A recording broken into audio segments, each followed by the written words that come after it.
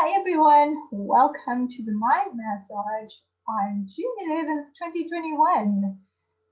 And the topic of our Mind Massage today with my wonderful co-host, Dr. Tom Ackland, regenerative neurologist and functional medicine doctor, also known as the disruptor of dysbiosis. And he can explain that to you. Love that. Thank you.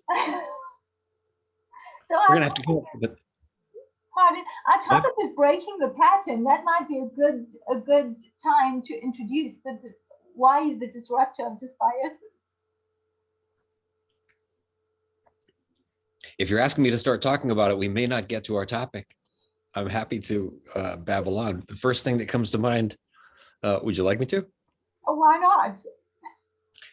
I'll just share that you and I have talked over the year, and in the wake of last spring's revelations, one of the things that you and I talked about early last spring, while people were being forced into their homes, et cetera, was, well, at least the silver lining is at least we're going to have a conversation about how fragile people are in the quote modern world, right? And from my perspective, of course, we are always in a terrain conversation. We're always in an ecosystem conversation, and the body's always doing the right thing. We're always an expression of our habits and our patterns. And certainly in a food as medicine conversation, my interest is the brain, right? Mental health is a reflection of the food we eat, period. And now over the past 15 years, after studying gut dynamics and metabolism that comes from a healthy gut, which actually equals a healthy brain, that's why we talk about gut-brain connection and gut-brain integrity. Now I see how we've been arrested and why there's been such an increase in mood disorder, thought disorder, attention deficit disorder, et cetera. What if we could remove the word disorder from all of that, right? It's just an attention deficit syndrome. It's an attention deficit condition, if you like. Definitely as much of an emergency, right? It's definitely as much of a compelling issue. If it's your son or daughter, it's certainly a compelling issue. And what if it came along with that kind of confidence that this too shall pass? This too is a passing phase. And inside of that, the exploration is, okay, so let's take a look at what happened here over the past couple of days. What did he eat over the past couple of days that made him be this, right? And usually what he ate over the past couple of days that made him be that is what he's eaten over the past couple of years to eat that. And unfortunately, when we're looking at modern industrial world and processed food here in the past half century, what we've been eating over the past half century is what has regularly and predictably, what we know now, it would have been predictable. We didn't know it then. But putting antibiotics in the food and killing off our normal flora, putting fake foods and transgenic toxins in the foods, and arresting the vitality of the food supply such that we really are starving ourselves. We really are, I would even border on calling that abuse, right? So that's a pattern. It's a very well practiced pattern. And we all know that when we flip on the television and we see an ad for something, we know the pattern. The pattern says, oh yeah, I haven't had that in such and such time, and I'm going to get in the car and go for the drive-through. That's a pattern too. So all kinds of patterns like that, which have led to the place where we're in pretty fragile space. And I think that's one of the things we're going to talk about today is, as much as you have such a very rich, deep, conscious community around you, and I do too. I'm lucky about that. And even though we're fond of thinking that we're open-minded, in realistic terms, you and I were joking yesterday about pretty much all we do is the same thing over and over as human beings. Almost everybody can look at their day and say, well, probably 99% of what I did was the same as what I did the previous day. And that's such a great starting point, because if you're listening to this, whether in the replay or live, but if you're listening to this and thinking, well, do I have patterns? Just identify the patterns. Some of them actually surprise you. I mean, when I think of things that I do every single day, I love breaking the patterns. And in the spirit of that, I'm actually wearing something patterned so I can break the pattern. But it's such a wonderful feeling to drive a different route to work or to do something in a different order that you usually do it. Today, I did yoga, live in person yoga at 4 p.m. my time. And that was awesome because it was so breaking the pattern of where I usually do it or how I usually do it. That's what we're looking at. So you can just make a list, identify what are your patterns. Just take a minute right now. What are your most prominent patterns? The ones that you repeat every day. Foods that you eat, maybe, routine that you have, time that you wake up. And there's some that are unavoidable. I mean, if you're a parent, no school is going to understand that you want to take your kids to school at a different time every day to just break the pattern, right? But there are patterns that we can break, and those are fairly obvious patterns we're talking about. But I was discussing with Tom just this morning, his morning, about this piece of writing that I did quite a while ago that just spoke to me today, also to do with patterns, where we can look at, well, where am I? Am I where I want to be? Is that a pattern that serves me or a pattern that doesn't? And when we're in the pattern that doesn't, we can actually go to say, well, I'm in the contrast. And that's a good thing. And often when we're not somewhere we want to be, then we start thinking, what can I do differently? Why not just look at it, pull back, look at our strengths, look at where exactly are you right now? And what patterns do you want to break? So I'll just read some of what I wrote here. It was in blackness that you knew you wanted the light. At the point of emptiness, you became aware of your potential to be full. As an outsider, you developed the hunger for your tribe. Feeling like a stranger in your own body enabled you to dream of living in your greatest sense of self worth. In a sea of white noise, you felt the yearning for that quiet connection to your inner voice. And perhaps you're doing these things like we all do over and over and thinking, oh, to get off the treadmill, I don't like where I am. Well, that's a strength because you know where you want to be. Your thoughts, Tom? I love your writing. And I just heard, I've heard this now for the third time, I think, or four. Maybe I read it out loud to you, which was a gift to me earlier, and I got something from it. And I just heard when you read it this time, feeling like a stranger in our own body. Um, and then as a follow-up, using that as access to seek the inner voice. I heard a wonderful neurolinguistics practitioner, neurocognitive practitioner, talking about breaking habits inside an addiction conversation. And realistically, I think it's fair to say that we are all addicts of our habits, right? Mm-hmm. Question is, are you addicted to things you want to be addicted to? Is that good for you? Is it working for you? Would you like something else?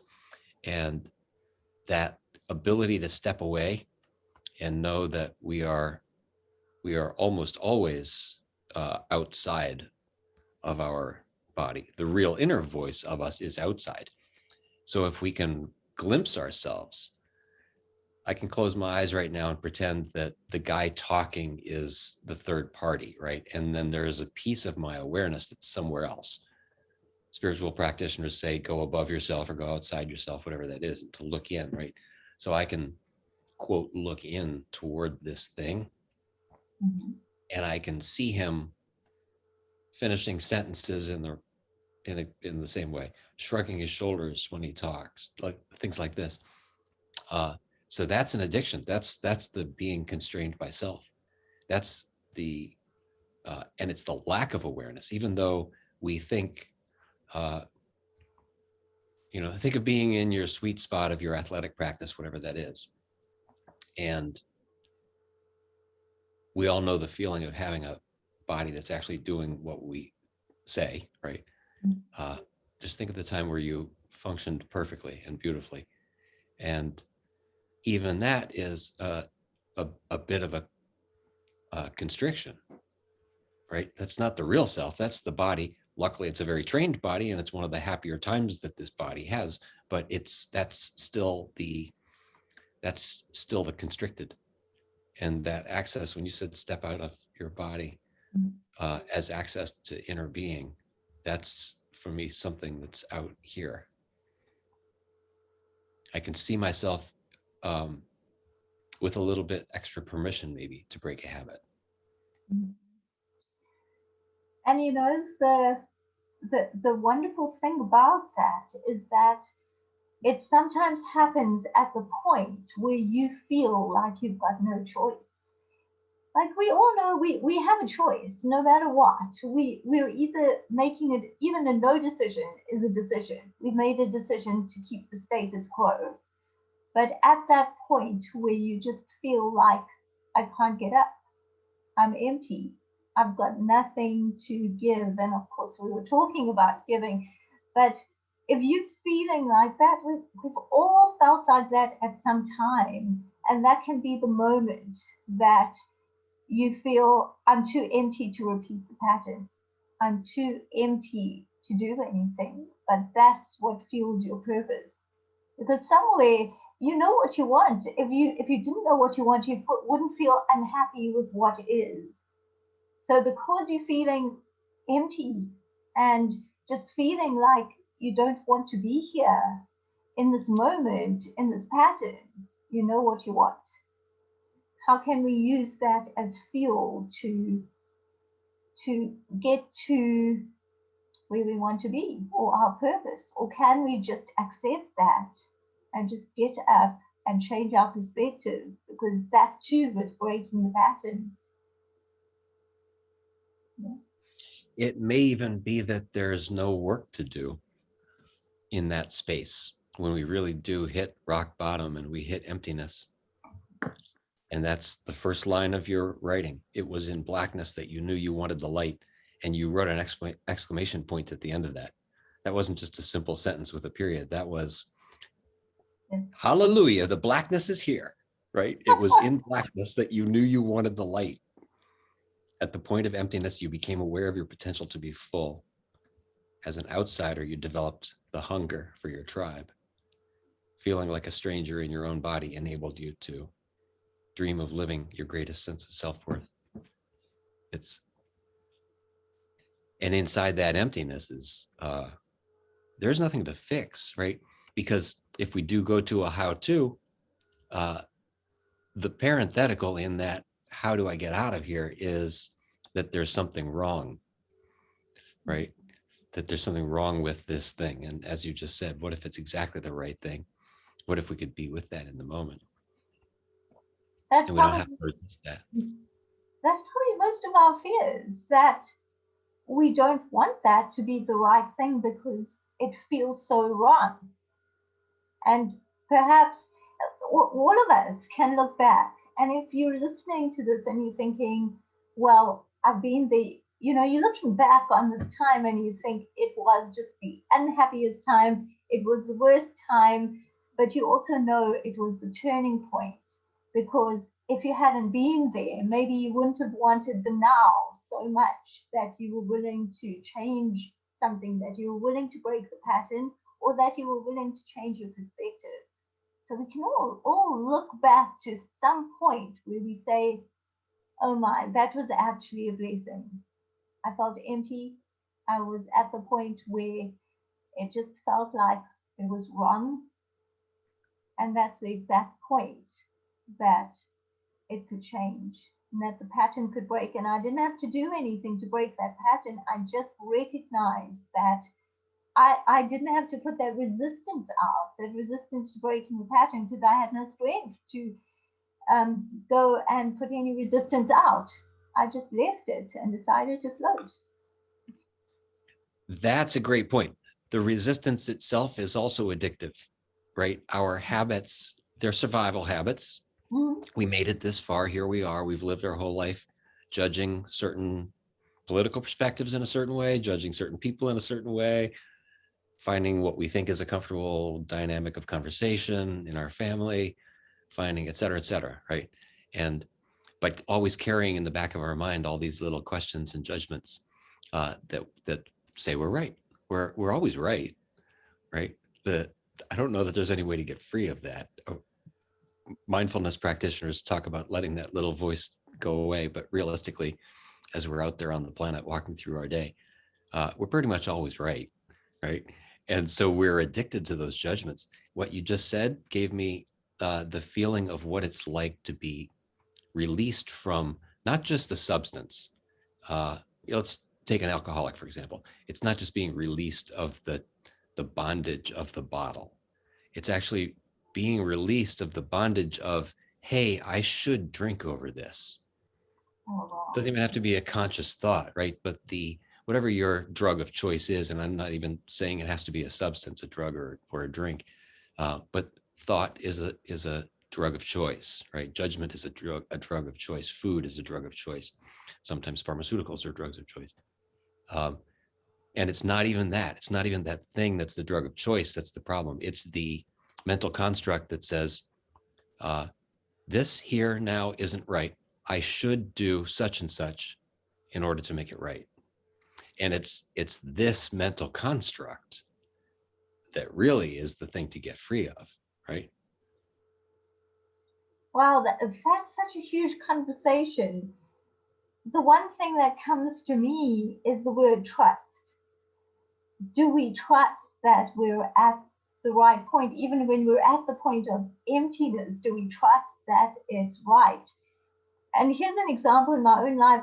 Like, if you maybe you can relate to something like this. So I am a very healthy person, and I had a pain in my hip flexor, couldn't do my yoga properly, and my neck was, it just felt so out of alignment and it was sore. That's not my normal. So I just went like that for a few weeks thinking it's going to resolve itself. But when I actually got quiet and I went and asked my inner voice, what's happening here? And the answer came that firstly, with the hip mobility, you're wanting to control everything. And I know better that there's nothing I can control. It's just a construct. And the thing that came to me with my neck was you've going into the past feelings, into feelings in your past of being unsupported. And I had been having thoughts about the past, and when you're having thoughts about the past, in the past when it was a really strong thought, and emotion was always attached to it. So there comes the feeling of trust. And whatever pattern that you're in, whatever point of emptiness you're at, where you want something to change, can you trust yourself, your inner voice? Can you trust life to just support you through that and just let go and just know that you don't have to control it? Can you just know that you'll bob up to the surface? You're going to float. You're going to be okay. And your point of emptiness is going to become the turning point that changes your whole life, that transforms you inside. There's always a higher vibration. Yeah. That description is a perfect illustration of how we're always in our own way. And the vibe that we created, the vibration that we created is a very low vibe with those untrusting thoughts in our head, right? Those addicted thoughts, those uh, it should be this way, those thoughts, those are very low vibes. And what if I really could create a spiritual lobotomy? What if I really could let go of what my addictions are, whatever I need to happen? And then you're you're right. We bob right back up because the natural vibration of the universe is one of sustenance and abundance, and the only one in our way is us. Oh my goodness, the spiritual lobotomy. Wow, that's a powerful term. You like that? And You're gonna help me. what were you saying? You'll help me get contagious with that idea. Yes. And whoever's listening, if you're listening, what does that look like for you? A spiritual lobotomy. Lobotomy is never supposed to be considered a good idea. And when we talk about it, it's usually in the form of saying something insulting or disparaging about someone who couldn't with logical common sense. But what if we could just have a spiritual lobotomy, just um, almost purge ourselves of patterns, ideas, constructs, and just go from where we are with nothing. It's just like taking off your cloak, taking off your traveling clothes, unpacking the traveling bag, taking off all that baggage and saying, here I am in my nakedness, metaphorically, of course. We're always trying to recreate yesterday, right? When we talk about being able to say X and produce X, say X and produce X in a manifestation way, we're usually talking about a construct that we already know from yesterday. And what if we really could get free from having to recreate the success of yesterday, or even the success inside a construct that we knew about yesterday? There might even be a freedom today, not just from the pattern itself, but from the need for the pattern, because the pattern was put together for a particular goal inside a particular belief system. Right? I know I'm supposed to bring home X number of dollars per week. That's the goal, right? That's instituted in my brain as a goal. That's an addiction in and of itself. And so it doesn't even matter what the pursuit is inside that game. There's still an instituted game that's a construct. So there are several layers there from which to get free. Yeah. That's why spiritual lobotomy might be the shortcut. Yeah. So here's a question for you. What is your addiction? What is it that you could free yourself from? That's the question. What is it where you could take off all the baggage and say, I find the courage? And maybe you don't find the courage. Maybe you just don't have the energy to fight it. But I'm at the point where I'm not going to do it anymore. Just don't have any energy. And if it's going to be different, it's going to be different of itself. I'm not going to control things. I'm not going to make it what I've made it all these years or all these months or yesterday or today. I'm just going to allow. What is it in your life that you're looking at doing that with? That's something you'd call a confronting question, right, Tom? It is a confronting question. Are you asking me or are you asking the viewers, or both? Well, I think we're asking ourselves that. I think everybody who's listening and participating, including you and I, we could ask ourselves that. I have something that just came up that I'm happy to share. Yeah. The first thing that came to mind when you said, what is your addiction, is my addiction is to explaining things. And I like to believe, at least, that I'm open-minded enough to want to explain things in a different way. And I'm probably addicted to at least saying or believing for myself that I want to believe and say things in a different way. So I talk to a lot of different kinds of scientists. I come from a pretty nuts and bolts traditional scientific background. Did that for a long time. I had my indoctrination. And so breaking free of that is my addiction. I am addicted to not being constricted by my previous understanding.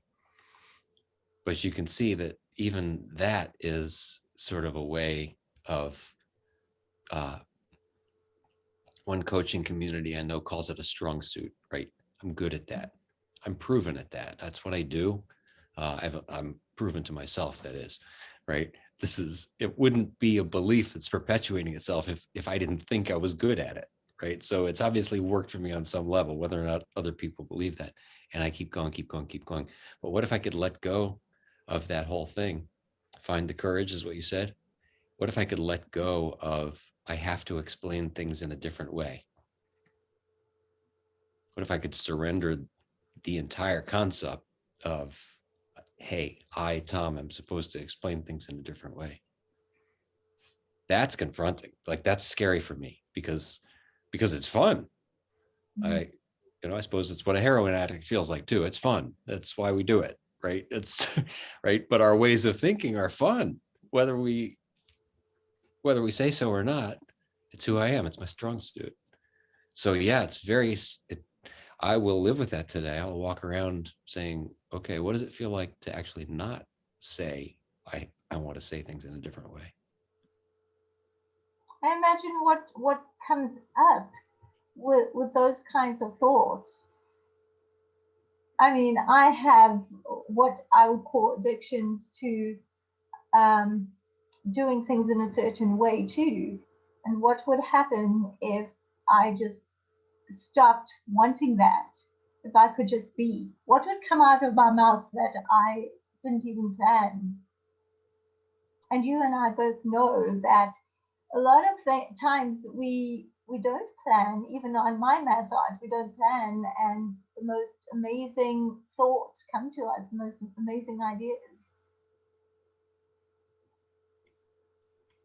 I love that space.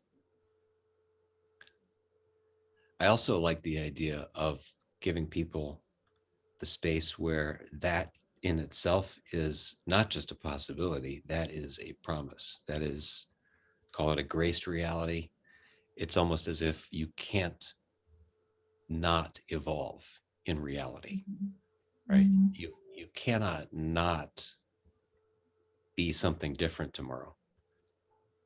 You cannot not participate in the organic interfaces of life, which, as you beautifully began this whole session, begin with contrast. It begins with meeting life on life's terms.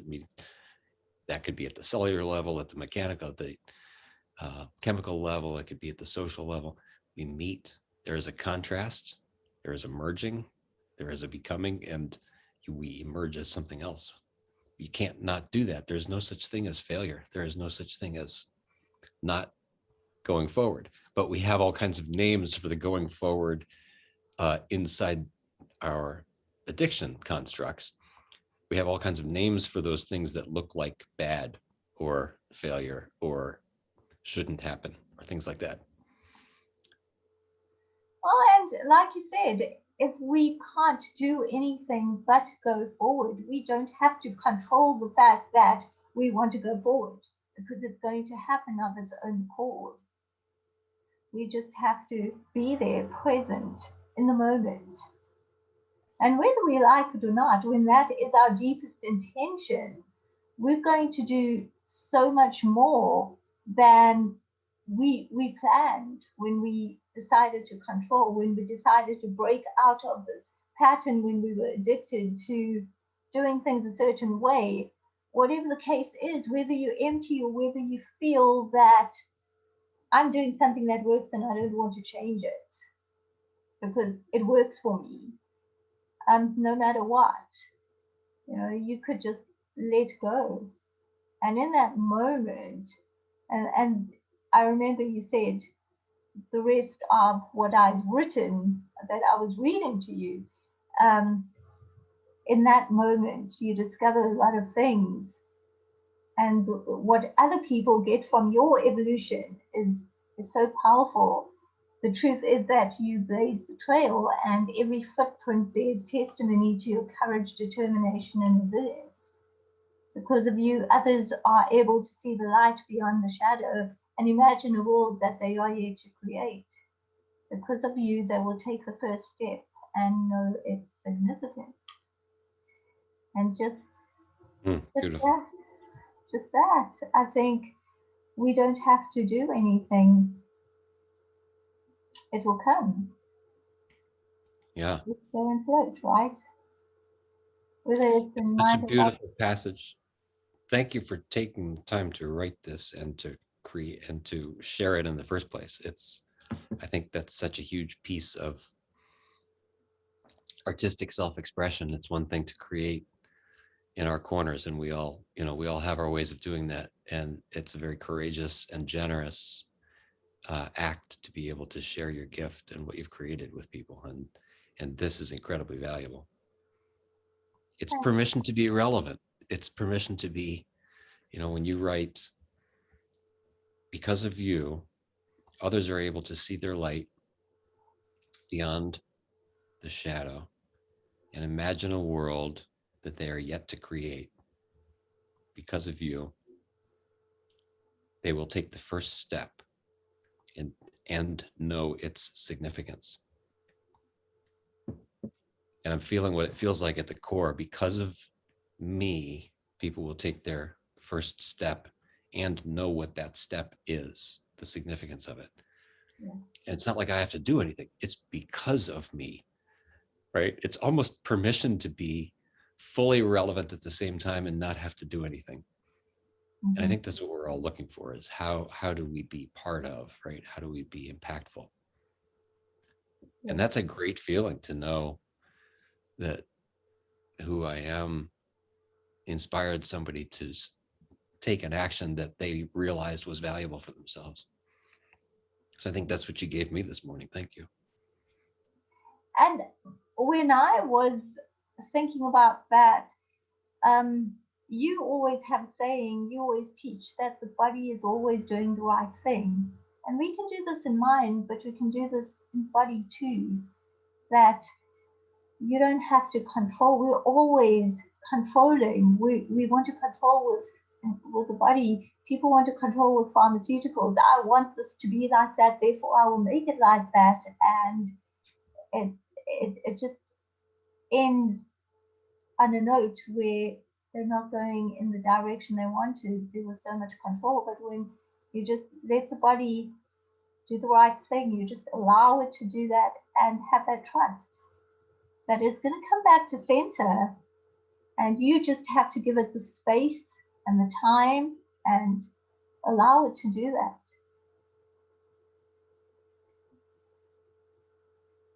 Beautiful. Thank you.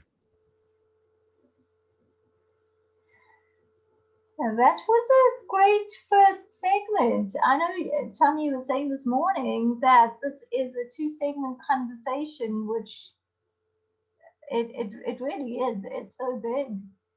And I'd love to discuss this in the realm of addictions.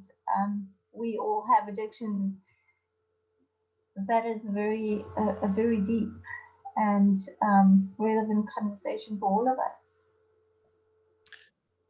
Let's plan on heading into that next week as our epicenter conversation. Yeah. We're not addicted to the idea, by the way, of a part 2. This is perfectly self-sufficient. It's just coming of its own accord. Yeah. And let's see if we can walk the walk of just allowing it to be. Have an amazing day. Thank you so much. Thank you. And here's to just allowing.